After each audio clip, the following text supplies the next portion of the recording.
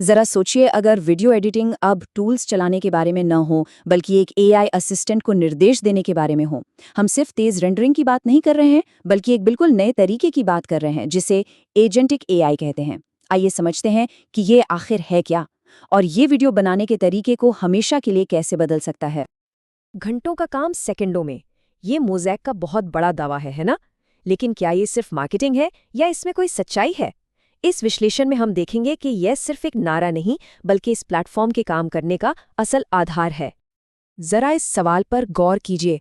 अगर आप अपने वीडियो में बदलावों को बस बोलकर या लिखकर बता सकें, जैसे किसी असिस्टेंट एडिटर से बात कर रहे हों, यही वो मेन आइडिया है जिसे हम आज समझने वाले हैं।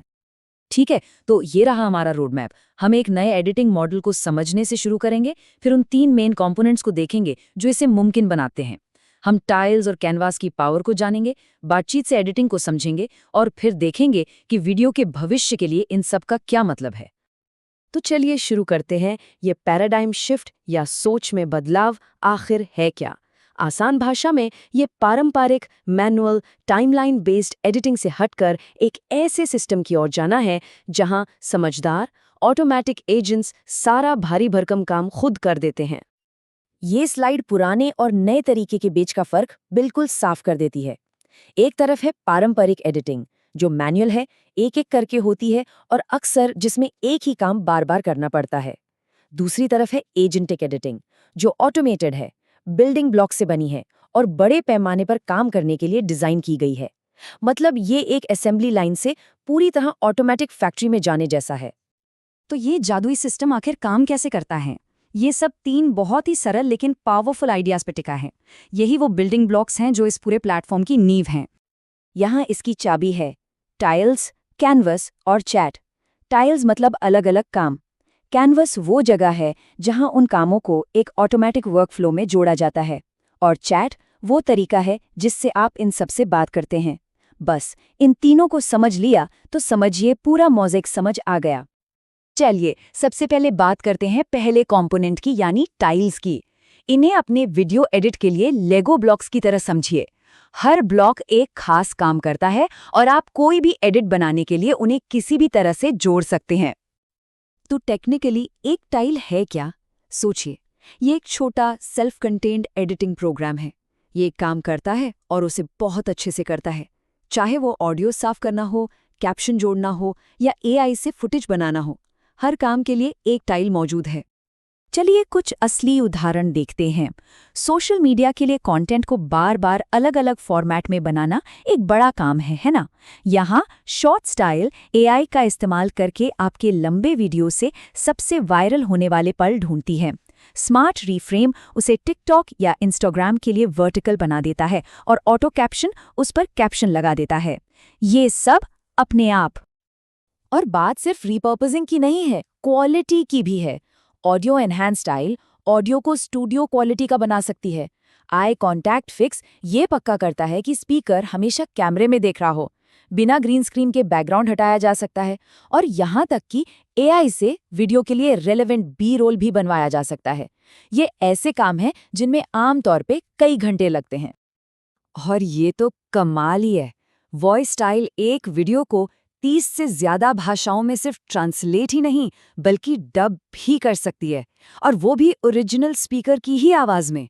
सोचिए, दुनिया भर के दर्शकों तक पहुंचने के लिए अब वॉइस एक्टर्स या री रिकॉर्डिंग की जरूरत ही नहीं।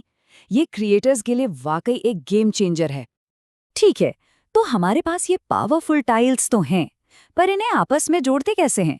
चलिए हमारे दूसरे मेन कंपोनेंट पर चलते हैं, कैनवास, और देखते हैं कि ये कैसे काम करता है। कैनवस को अपने एडिटिंग वर्कफ्लो की एक विजुअल रेसिपी बुक समझिए। ये एक ड्रैग एंड ड्रॉप इंटरफेस है जहां आप सचमुच एक लाइन से टाइल्स को आपस में जोड़ते हैं। आप एक मुश्किल एडिटिंग प्रोसेस का नक्शा बनाते हैं और फिर सिस्टम उसे आपके लिए ऑटोमेटिकली चला देता है। कोई कोडिंग की जरूरत नहीं।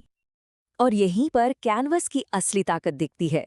आप एक वीडियो लेकर एक ही बार में उसके 10 अलग अलग वर्जन बना सकते हैं।